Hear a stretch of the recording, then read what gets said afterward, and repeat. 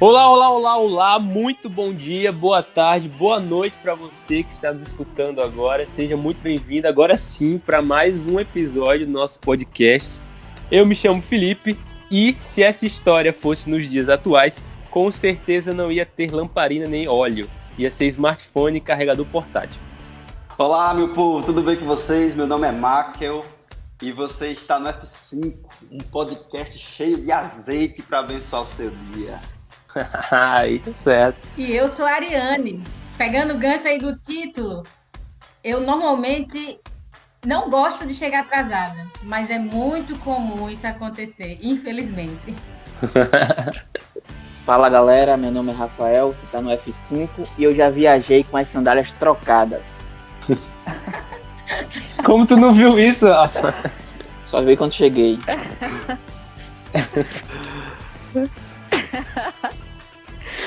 Olá, gente, aqui é Débora e eu só digo uma coisa: casar é bom demais. Tá certo. E eu concordo. É isso mesmo, gente. A gente tá aqui agora os 5 completos do F5. Estamos aqui com Ariane Borges. É Borges, né, Ariane? É isso aí. Tu não tava com sobrenome aqui, eu chutei, puxei do fundo da minha mente. Sou Borges. Estamos com a nossa ilustríssima convidada, Débora Luane. Temos aqui na bancada também Anderson Rafael e Makel Anderson.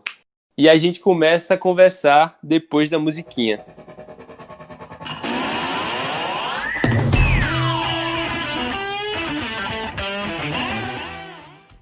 Quem tem ouvidos para ouvir, que ouça.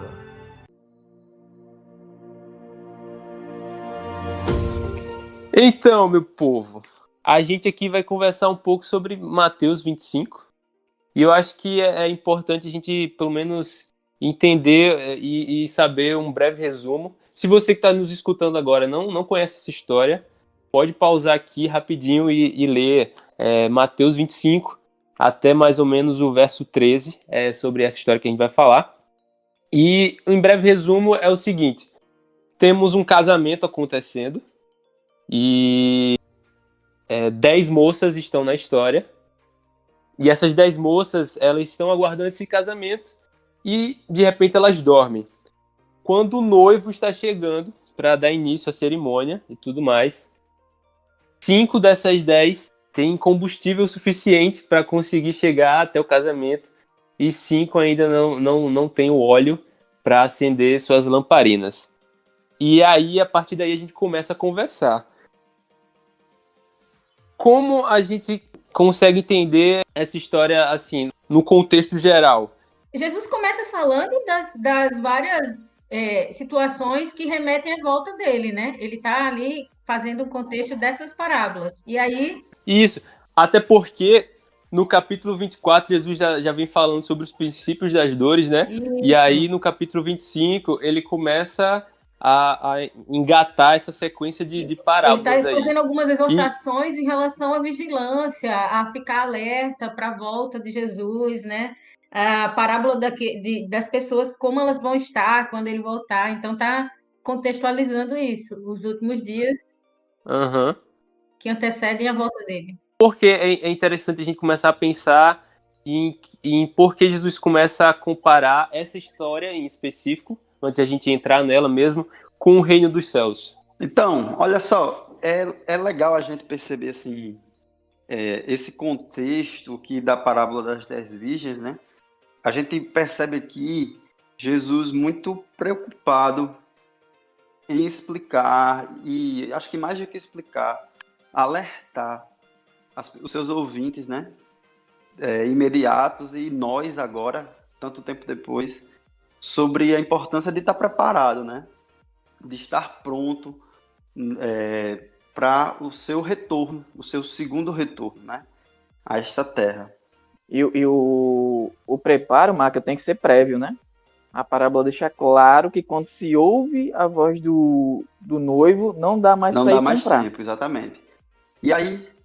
Tem que ser prévio esse preparo. E é legal, assim, perceber que Jesus, ele tá falando ali para os discípulos e muito provavelmente ele está observando a cena da sociedade judaica naquele tempo. Então, talvez na verdade, eles estão no Monte das Oliveiras, e aí o sol se põe, já está escurecendo, e eles estão observando que algo está acontecendo. Eles observam que está tendo um movimento de pessoas que estão esperando um cortejo nupcial, né? E naquela época, é importante a gente ter isso em mente, o noivo saía da casa dos seus pais, em um cortejo, onde tinha... Normalmente era noite. Era muita festa, muito festivo, muita música, e as pessoas iluminavam o caminho do noivo, né? E tinha algumas paradas onde mais pessoas se juntavam ao cortejo. E aí eles observam, Jesus e os discípulos observam que existem 10 moças que estão ali esperando o noivo chegar para se juntar a esse cortejo que vai em direção à casa da noiva, né, onde a noiva mora com seus pais, e de lá eles iriam para a casa onde eles vão morar a partir de então. Então, todo esse contexto é legal de observar essas festividades e tudo, né? Pode falar, Ariana. Uma coisa interessante é que a gente observa que eram 10, né? Ele cita 10, e que todas as 10 foram tomadas de sono. E todas elas tinham azeite nas suas lâmpadas. O que elas não tinham era a reserva, né? Era o azeite nas vasilhas. Ou seja, se aquela lâmpada apagasse, ela não tinha mais como colocar no meio da festa. Então, ia ser tomada de surpresa, né? Então, é uma coisa que me chama muita atenção nesse início dessa parábola, é que elas estão em condição de igualdade. Não é assim, Jesus está comparando umas que eram cristãs, que tiveram experiência com Deus, e as pessoas que não conhecem a Deus. Na verdade, ele está falando de um grupo aí de pessoas onde todas tiveram, né, suas experiências já com Deus, mas algumas tinham uma experiência superficial, enquanto outras, Tinha né, um preparo as maior, né? prudentes tinham um preparo maior e uma experiência mais profunda. Isso. Eu gosto dessa coisa do preparo, porque, na verdade, uma das palavras que mais me chamam a atenção nessa história é preparo. E hoje, se a gente for observar assim, o nosso cotidiano hoje, normalmente nós nos preparamos muito pouco ou simplesmente não nos preparamos para as coisas mais importantes da nossa vida, se você parar para prestar atenção, entendeu? Então, normalmente as pessoas não se preparam para casar, Verdade. as pessoas não se preparam para namorar até, né? Ou não se preparam para ter filhos. São coisas extremamente importantes e a gente já tem, por natureza, não se preparar para isso, né? Eu também acho interessante que essa parábola, ela, justamente o que vocês estavam comentando agora, né? Essa questão da preparação, ela tem a ver com atividade. Né? Quando Deus fala a respeito dessa parábola, ele está falando em um contexto específico, né? Ele está respondendo a uma pergunta dos discípulos. Né? Os discípulos estavam perguntando a ele quando ele viria, como seria, como se dariam os sinais da vinda dele, né? Da vinda do próprio Cristo, a segunda vinda dele. E aí ele vai discorrer no capítulo 24 tudo o que vai acontecer no final, né? No fim dos tempos. E então ele vai, depois que ele narra todos os acontecimentos, aí é que ele vai começar essa sequência de 6 parábolas, né? Falando sobre vigilância. Mas o que ele está querendo deixar bem claro aqui é que essa vigilância, ela não pode ser ociosa, ela não pode ser uma vigilância preguiçosa. Eu acho que essa é a diferença entre as virgens, né, que estão ali, que são preparadas e têm a reserva, como a Ariane falou, e as que não têm. Não é? Essas que não tiveram, elas não estavam realmente, porque todas foram tomadas pelo sono, porém, outras trabalharam pela reserva, as 5, né? 5 primeiras, e as outras 5 não. Então, o que ele está querendo dizer é que a gente precisa estar trabalhando, né? A gente precisa estar atento. Pode ser que durma em um ponto ou outro, porém, a gente tem que ter a nossa reserva. né, tem que trabalhar por essa reserva, né? Tem que ter uma espera ativa. Não é algo que a gente vai fazer e fica só aguardando, dormindo, né? É algo que envolve uma preparação verdadeira, como o Michael estava falando, a Ariane estava falando, né? É uma preparação de verdade. É como ele fala, está apercebido, né? Em um capítulo antes ele fala, que ficai também vós apercebidos. Ou seja, na nossa rotina diária, nas pequenas e nas grandes provas, mas principalmente nas menores, quando a gente parece que não está sendo provado, é o que a gente demonstra se está se preparando ou não, se o nosso cristianismo ele realmente está sendo de acordo com o que Cristo quer ou não.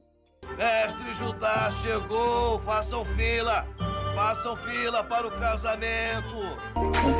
Quando eu leio a Bíblia, eu sempre faço os esqueminha para visualizar melhor o que é que está sendo dito. E aqui eu vejo que os dois grupos esperavam o noivo, os dois grupos tinham frascos, os dois grupos tinham lâmpadas, os dois dormiram e os dois ouviram a voz do noivo. Então, basicamente, a parábola não está falando das pessoas que são da igreja e das pessoas que são do mundo. Ela está falando de pessoas que são de igreja, que procuram a Cristo, que de uma forma ou de outra estão se relacionando com Cristo. Só que um grupo tem um relacionamento que é mais íntimo. Ele tem uma reserva ali, que mesmo quando ele dorme por um período, porque a gente sabe que no período de Laodiceia a igreja está dormindo, e mesmo nesse período ele tem a reserva, e o outro grupo não tem reserva. Então, quando você vai lá para Laodiceia, Cristo nos orienta a comprar dele. Aqui, quando eu escutar a voz do noivo, não dá mais tempo de comprar. Então, nós temos hoje que começar a comprar o que nós precisamos de Cristo. Hoje nós precisamos ir até ele e comprar dele coisas que vão suprir nossas faltas e debilidades. Porque vai chegar um momento, quando a voz do noivo é ouvida, que não dá mais tempo. De fato, essa questão do tempo, né? Que os discípulos estavam curiosos e perguntaram para Jesus, era quais seriam os sinais da volta dele, né? Faz pensar assim, como nossa realidade, que a gente sabe que a gente tem um hábito, né? Eu falo a gente como brasileiro, cultura brasileira, de deixar as coisas para a última hora. No último minuto, eu vou estudar para a prova que é amanhã, né? No último minuto, eu vou me preparar para o que vai acontecer daqui a poucos segundos. E com isso, a gente acaba que não tem esse preparo, né? A gente acaba vivendo nesse fluxo de deixar para a última hora. Mas na última hora a gente não sabe quanto tempo seria. É por isso que ele, muito sabiamente, Jesus deixou esse alerta, né? Que ele viria como ladrão, ou seja, ele vem de uma forma, claro, apresentando alguns sinais que antecedem a volta, mas ele não marcou dia, não marcou hora, para que nós possamos ficar sempre preparados, sempre num relacionamento íntimo com ele, que é, de fato, esse preparo. Sim, e talvez a cena de um casamento não transmita o terror que vai ser, mas a cena em si, se você para pensar, ela é horrenda. Porque 5 dessas virgens, elas saem para comprar e quando voltam, já está fechada a porta. E elas ficam chamando do lado de fora e o noivo diz, eu nunca conheci vocês. Então, é uma cena que é horrível para o fim dos tempos. Então, nós hoje temos que orientar outros a começar a fazer sua reserva espiritual. Ter um relacionamento íntimo com Cristo, aguardar o noivo. Como é que você se prepara para um casamento? Essa é a primeira coisa. Você não fica parado esperando o noivo bater na sua porta para você ir. Você toma banho, você veste sua roupa, você vai fazendo coisas para estar pronto na hora do casamento. Você está na expectativa da chegada do noivo, né? Aqui, Isso. Hoje, no nosso contexto, a gente tem a expectativa pela entrada da noiva, né? A gente vai para um casamento, poucas pessoas olham para o noivo, todo mundo olha para a entrada onde a noiva vai entrar, né? Ela vai surgir, aparecer. Mas nesse contexto aqui, quem está vindo é Jesus, então ele é o mais importante, ele é o noivo que vai buscar a noiva, né? Na casa dela. E aí tem essa expectativa. Eu penso assim, a gente tem aqui algumas figuras, né?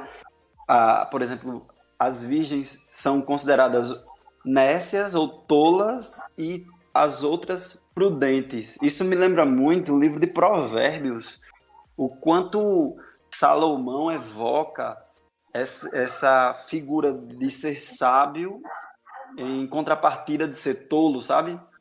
Então, assim, na vida prática, existem aqueles que são sábios e são prudentes e aqueles que são tolos.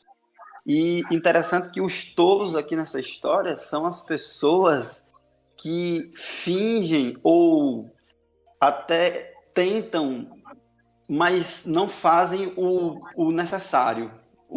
Talvez elas estejam andando fazendo superficial, feijão com arroz, entende? Aquilo ali, o beabá da relação com Deus. Elas não se aprofundam. Talvez essas pessoas que são consideradas tolas, e aí são pessoas que estão esperando Jesus voltar, é interessante reafirmar isso. Todas aqui estão esperando o noivo, todas estão esperando Jesus voltar. Mas algumas delas não fazem o que é preciso, não buscam com profundidade, entendeu? E aí isso é tolice. Como é que você aguarda o noivo, mas você não faz tudo o que é necessário para estar pronto quando o noivo chegar? Então é tolice não viver na profundidade de uma relação com Deus que Ele mesmo espera da gente, sabe? Eu acho que todos nós já teve a experiência de saber que vai receber uma visita e quanto mais a gente gosta dessa visita, mais a gente se empenha para preparar a casa, preparar a comida que a pessoa gosta, deixar tudo prontinho para aquela visita se sentir o máximo de acolhido possível, né? Sim, E eu acho que essa experiência do preparo em relação à volta de Jesus tem muito disso, né? Quanto mais nós desejamos a presença do amado, mais nós vamos nos preocupar em deixar o ambiente totalmente agradável para a chegada dele, né? Isso também me faz perceber a importância do relacionamento. Eu vejo essa parábola muito relacionada com o nosso relacionamento com Deus enquanto estamos vivos, né? Vale lembrar isso, porque as virgens, elas adormeceram, né? Essas moças que esperavam lá, elas adormeceram. Então, às vezes a gente acha assim, quando Jesus voltar, mas pode ser que ele chegue para nós num curto espaço de tempo, né? A gente não sabe quanto tempo de vida a gente tem, mas o que a gente sabe é que cada dia que nós temos, nós precisamos aproveitar para cultivar um relacionamento íntimo com ele, para no final, essa cena que Rafael mencionou, né? Não nos ser tão aterrorizante, não ser aterrorizante ao ponto de a porta se fechar, batermos a porta e no final Jesus dizer não vos conheço. Eu acho que isso é o que mais me deixa assim alerta e me desespera quando eu vejo essa parábola, a necessidade de dedicar tempo para cultivar um relacionamento íntimo com Deus. Mestre Judá chegou, façam fila para o casamento.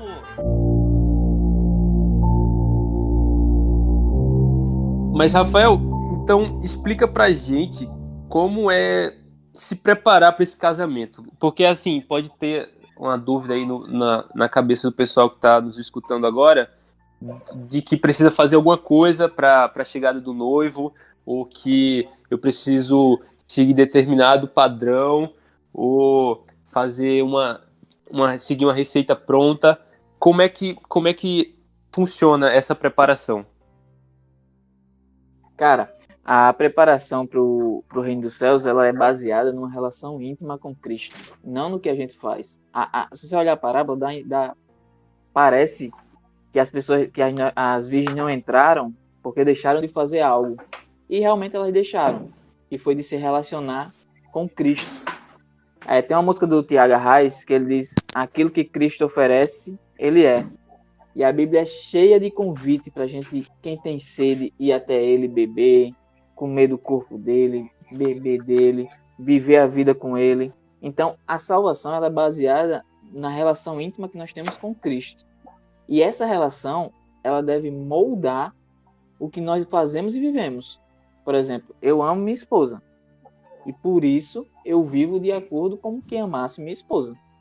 Então, quando você se relaciona... As virgens que não entraram, elas tinham um relacionamento superficial com Cristo. Tinha algo na vida delas que era segredo, que ninguém sabia, que elas não tinham azeite suficiente. Exteriormente, elas eram iguais às outras. Mas no interior, existia um segredo, um relacionamento que faltava, que não permitiu que elas entrassem. Essa questão que você falou, Rafael, de azeite, né? Azeite no espírito. Muitas vezes as pessoas comentam sobre essa parábola e relacionam, porque a gente sabe que representa, né, uma relação do Espírito Santo. O azeite está relacionado com o Espírito Santo, está cheio do Espírito Santo. E a gente ouve as pessoas dizerem também, né, que o que é estar cheio do Espírito Santo? Ah, é ter uma coisa exterior, é pular, é chorar, é se arrepiar. Mas será que isso é realmente estar cheio do Espírito Santo? Ou é deixar que o Não. Espírito Santo guie completamente a vida, né? Ser uma pessoa que gasta tempo conhecendo e deixando ele agir nas pequenas e nas grandes coisas, como Débora falou, né, da vida. Eu acho que é nesse Está cheio. sentido. Está cheio do Espírito Santo. Quanto mais cheio do Espírito Santo você estiver, mais suas decisões vão ser parecidas com as de Cristo. Por isso que ele diz que aquele que orar e pedir de acordo com a vontade dele vai receber, porque nossas decisões vão estar mais parecidas com as de Cristo. Como é que Cristo trabalharia? Como é que Cristo jogaria bola? Como é que Cristo faria isso? Quanto mais cheio do Espírito Santo você for, mais você vai ter uma vida parecida com a que Cristo teria se estivesse no seu lugar. Interessante aí. Isso aí, desculpa, Máquio. Não, fica à vontade. Eu digo assim, acho interessante na fala de vocês dois aí, Ariane e Rafael,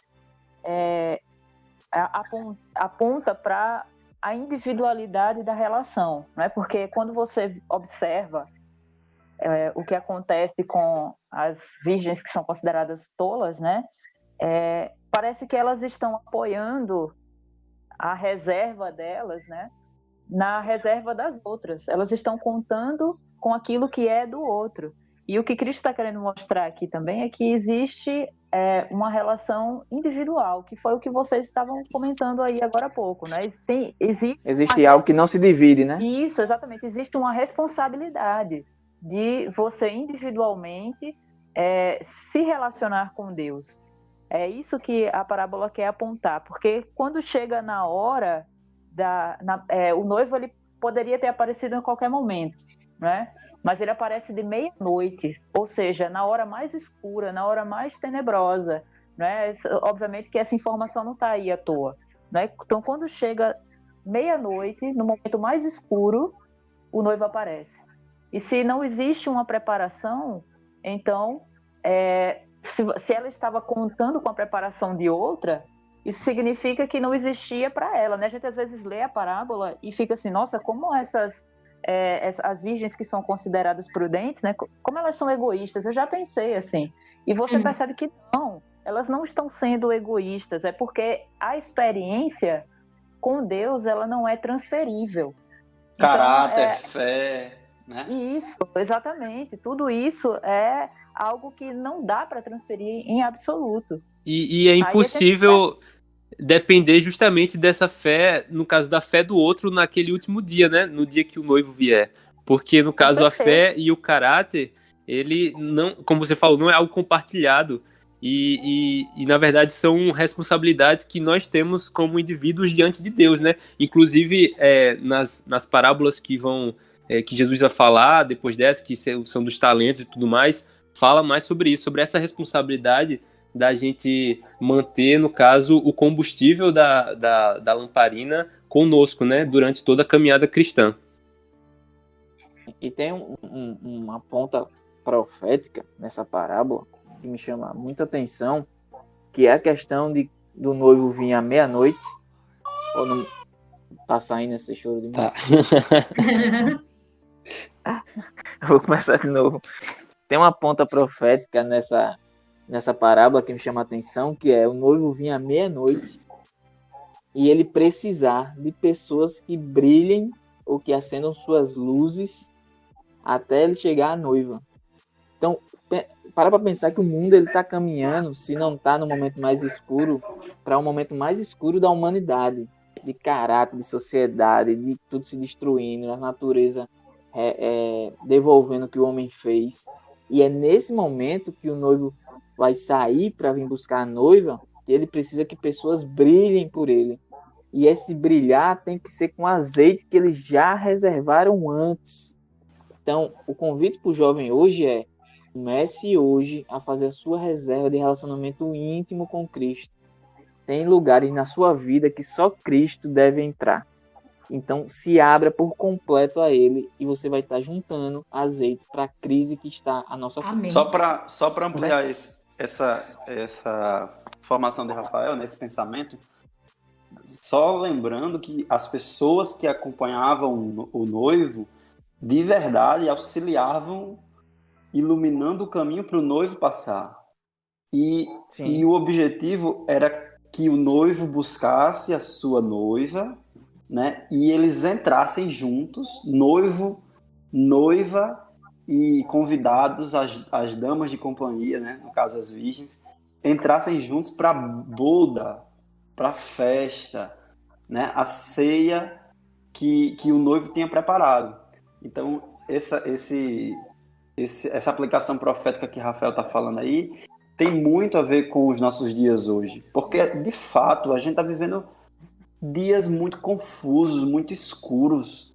As pessoas estão cada vez com menos esperança de que algo bom vai acontecer, né?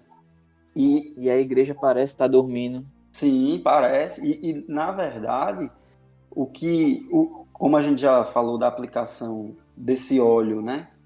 Como sendo o Espírito Santo, é esse Espírito Santo que a gente tanto precisa hoje para iluminar e apontar para o noivo e para essa festa que o noivo está preparando, sabe? Não é algo que a gente vai conseguir fazer com os nossos esforços ou, sabe, sem o auxílio do Espírito Santo ou sem o auxílio desse óleo que nós precisamos ter, a gente não consegue iluminar o caminho do noivo. Uma coisa também que me chama a atenção, né, inclusive pela fala de todos vocês, é que esse preparo não é porque as virgens querem ter um lugar especial, não é por uma ambição de ter uma gratificação pelo que elas estão fazendo, é porque elas querem o noivo, né? Ali é a expectativa do noivo, a presença do noivo é a motivação maior nesse contexto todo. E por isso que a gente falou aqui e enfatizou bastante a questão do relacionamento com ele. Relacionamento é convivência, né? Relacionamento é ouvir diariamente, conversar, é fazer todas as coisas em companhia dessa pessoa, que no caso aqui estamos falando, o Espírito Santo. Eu estava pensando aqui, sabe, naquele acidente do avião da Chapecoense. Eu não lembro o ano, se vocês lembrarem aí. Eu sou bem ruim com essa coisa de data. Mas alguns anos atrás, um avião lotado com jogadores de um time, né, daqui do Brasil, estava indo na Colômbia, se eu não me engano, para a Colômbia. E esse avião cai porque o dono do avião colocou combustível o mínimo necessário para chegar lá. E não deu para chegar. Não deu. Então, assim, dezenas de pessoas morreram porque um cara foi irresponsável, quis economizar e aí acabou que não deu para chegar, porque o combustível era, na cabeça dele, o mínimo necessário. Tem muita gente hoje pensando exatamente assim, sabe? O que é que até onde eu posso tocar minha namorada para eu não pecar? Qual é o limite do pecado que eu posso chegar mais perto sem pecar? Então, viver na corda bamba, né, Máquio? Isso, vivendo na beira do precipício, entendeu? Eu não quero cair, mas eu quero chegar mais perto possível. E essa lógica do mínimo necessário é a lógica das virgens imprudentes.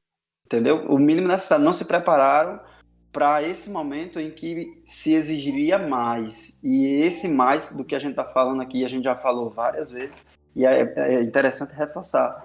Esse mais é mais comunhão, é mais intimidade, é mais busca por Deus, é mais do Espírito Santo na nossa vida. Verdade, eu acho que às vezes essa brincadeira com o pecado, né? Como o Ariel falou, andar sempre na corda bamba, nos dá uma falsa sensação de segurança, né? E quando chega no momento mesmo de provar a comunhão que nós tivemos, né? No momento decisivo, que é o momento que o noivo chega, porque o noivo ele tarda, mas porque ele está deixando o pessoal se preparar, né? Cristo ele demora, ele vai chegar à meia-noite, né? Quando ninguém espera, mas é porque não é ele que está, ele não é que ele esteja despreparado, ele está querendo que a gente acompanhe, né? Que a gente se prepare.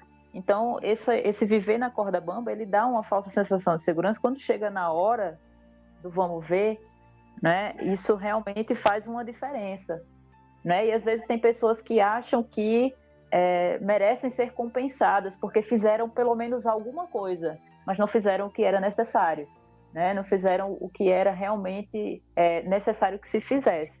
É como você não trabalhar e querer um salário, né? E querer receber um dinheiro. Então você não faz, você acha-se no direito de receber no final a recompensa que outra pessoa merece mais do que você, né?